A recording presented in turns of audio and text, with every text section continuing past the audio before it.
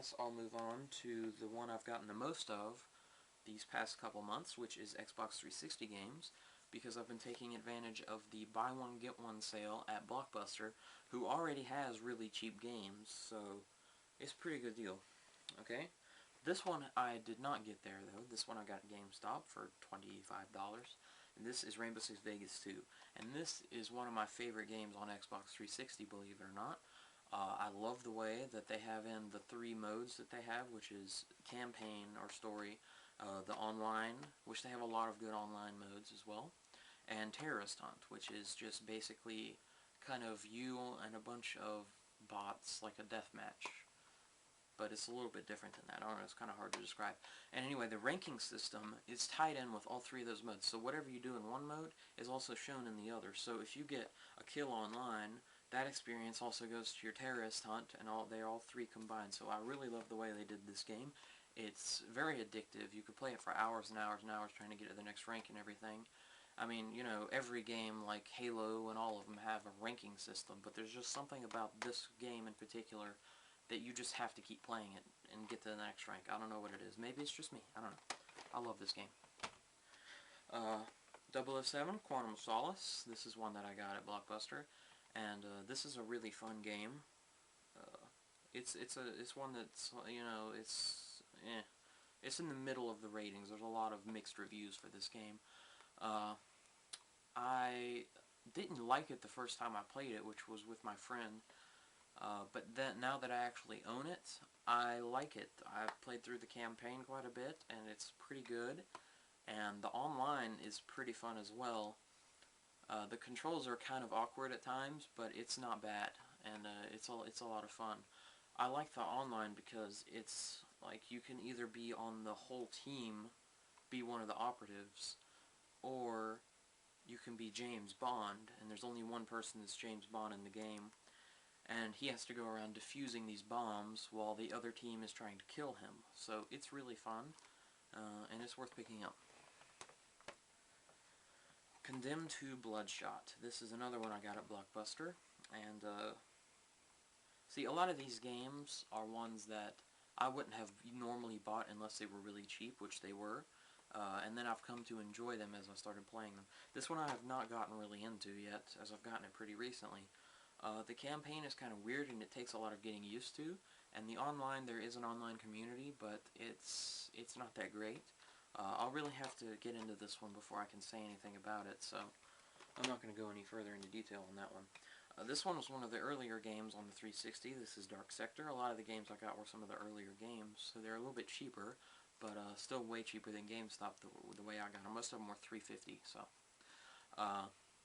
This one I really have enjoyed a lot so far. The campaign and everything is really good, and a lot of people have told me not to get this, or why did I get this, but I've actually enjoyed it quite a bit. I've not tried the online at all, because I'm trying to go through the campaign first, but I'm actually enjoying it, and all the moves and stuff you get, and the glaive and all. It's pretty fun, actually. So Devil May Cry 4. I like this quite a bit. I have not played all the way through it yet. I don't like it quite as much as the original Devil May Cry series. Probably Devil May Cry 2 is way better than this one. But it's still quite a bit of fun. I mean, playing as Nero and all it's good. You know, they both have quite a few good moves, so it's very entertaining to watch the cutscenes and all, and just to play. It's a good game. Frontlines, Fuel of War. This is another early game on the 360, and a lot of people are sort of on the fence with this one, but I like it quite a bit. I've played through, I think, all but one mission on the campaign, and I've enjoyed that quite a bit. It's mostly just you have to go and capture these posts, you know, and it's kind of repetitive, but there's just something about it that it makes it different every level you play. Like, there is a sniper mission and stuff like that, and the controls, or mostly the look of it, takes a little getting used to. It kind of reminds me, like the way that it shoots and all, and aims, it kind of reminds me almost of Halo, but it's, you know, with obviously more modern weapons. So it's actually really good. The online community, there still is one, and you can usually get into a game pretty easily. So it's worth picking up. You can get this really anywhere. It's pretty cheap. All the Blockbusters in my area have several copies of it. It's still about $20 at GameStop, I think, but still worth picking up.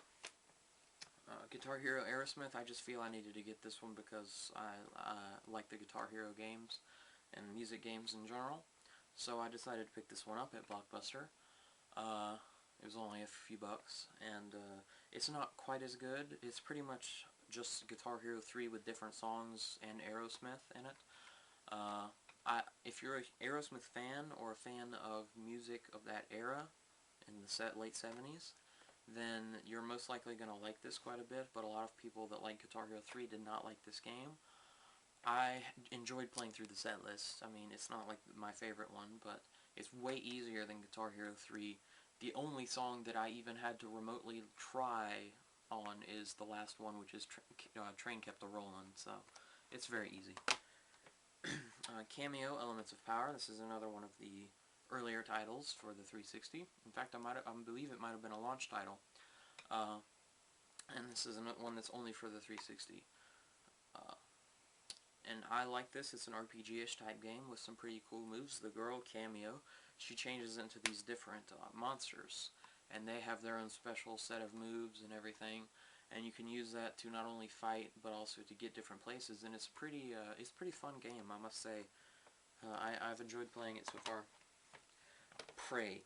Now this one is one that you can get really cheap anywhere. It's like $5 at GameStop even. So, sorry about that once again. Anyway, Prey. Yeah, you can get this one for about $5 at any GameStop or any store really. I got this at Play and Trade in a buy two get one sale, so I decided to go ahead and get it. And I liked it at first. I'm starting to not be so keen on it. The online, there's absolutely no online community anymore, so you have to have a friend that buys this with you, which isn't hard to do since it's only a few bucks. But it's not exactly hard to play, but the campaign can be kind of confusing, and it's not great, but it's not bad either.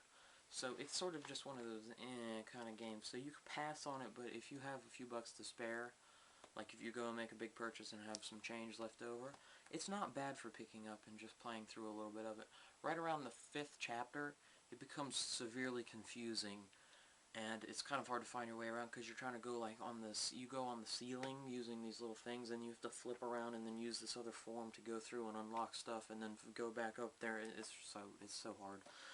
But yeah, if you have a friend that has this game or is going to get this game, you can also go online on forums and stuff and other communities and find people to play this game with. I did that. I went to Xbox360achievements.org and found about a group of 8 people to play this with. And one of my friends has it as well, so I can play quite a few games with this, but it gets kind of confusing, but it's not a bad title. Project Gotham Racing 3. This one is not the best in the series, probably. I have not played 4 yet. I have played the first one, and I believe the second one, although I don't remember much about it. But it's not bad to play through. It's the only one I have on 360, so I've enjoyed what I've played of it so far. Then I also had to pick up Rock Band. This is the last 360 game that I have.